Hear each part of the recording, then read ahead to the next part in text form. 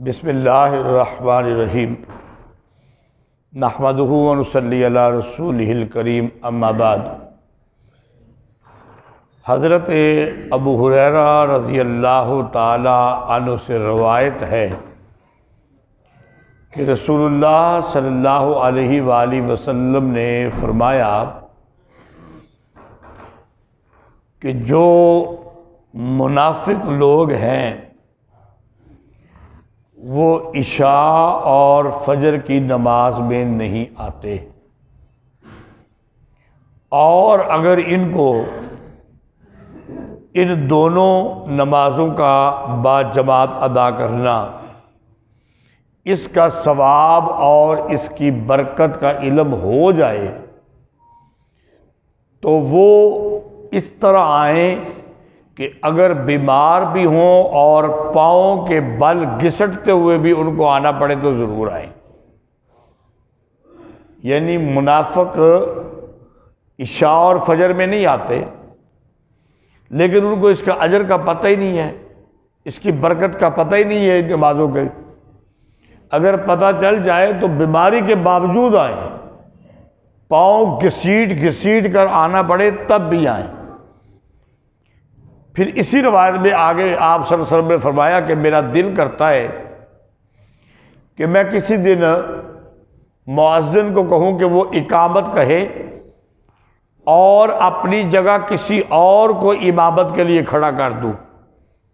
کیونکہ امامت تو نبی کے وسلم کراتے تھے نا۔ تو مؤذن اقامت کہے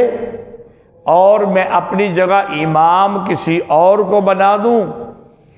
اور میں آگ کے شعلے لے کر محلے کے اندر جاؤں،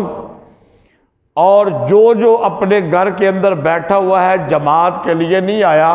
میں اس کے گھر کو آگ لگا دوں۔ ایک اور چھوٹی سی روایت ہے اسی کے بارے میں، حضرت اسامہ رضی اللہ تعالیٰ عنہ سے ابن ماجہ کے اندر کہ نبی کریم صلی اللہ علیہ وآلہ وسلم نے فرمایا کہ لوگوں جماعت کے ساتھ نماز پڑھو، بغیر جماعت نماز پڑھنا ترک کر دو، بغیر جماعت نماز پڑھنا ترک کر دو، ورنہ کہیں یہ نہ ہو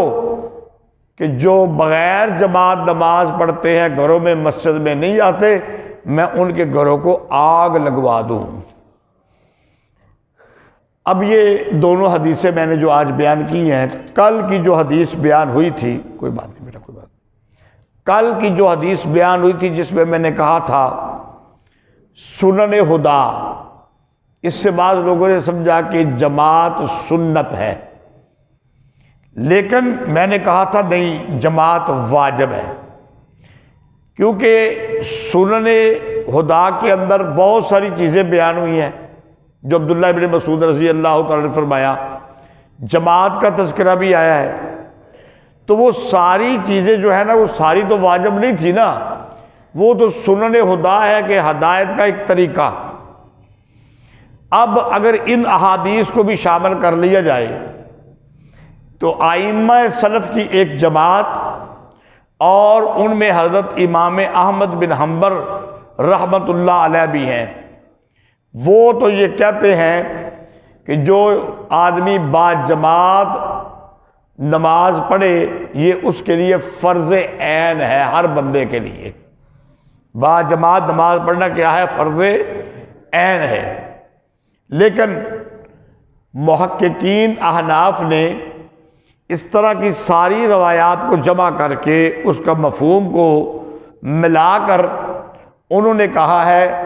کہ باجماعت نماز ادا کرنا واجب ہے، اور جو باجماعت نماز ادا نہیں کرتا وہ گناہگار ہے، گناہ کا مرتکب ہوتا ہے۔ تو چونکہ احتیاط کرنی چاہیے فتویٰ لگانے میں، امام احمد بن حنبل بھی کوئی چھوٹے شخص نہیں ہیں، انہوں نے تو فرض قرار دے دیا، لیکن اگر فرض بنا دیا جائے تو پھر جو فرض ادا نہ کرے تو وہ تو کافر ہو جائے گا۔ تو اس لیے احناف نے ایک احتیاط کرتے ہوئے احادیث کو ملاتے ہوئے اس کو واجب تک کا درجہ دیا ہے، تو واجب تک تو یہ لازمی ہو ہی گیا نا، تو بعض نے تو فرض بھی کہہ دیا، تو پھر جماعت کے ساتھ نماز پڑھنا، جس طرح نماز پڑھنا فرض ہے